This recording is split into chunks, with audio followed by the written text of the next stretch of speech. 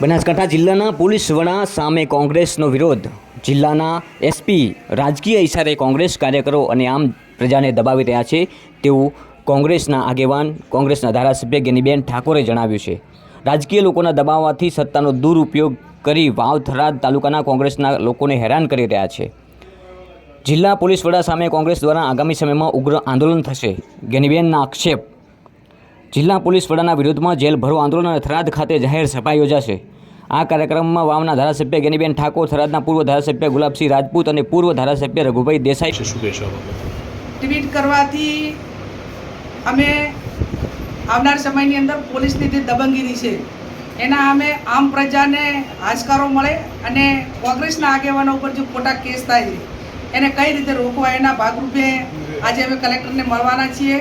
તમામ જે ઘટનાઓ બની એ તારીખ વાઇઝ વિગત એમને આપવાના છીએ. આ બાબતમાં અમે ડીજીપીને મળ્યા હતા, રેન્જ આઈજી સાથે પણ ફોનથી વાત થઈ હતી, ગુજરાતના સીએમ સાથે પણ ફોનથી વાત થયેલી હતી, અમારા વિરોધ પક્ષના નેતાએ ડીજીપીને વાત કરી હતી, અમારા પ્રદેશ પ્રમુખ અને રાજ્યસભાના સાંસદ શક્તિસિંહ ગોહિલ સાહેબે પણ કલેક્ટરને વાત કરી હતી.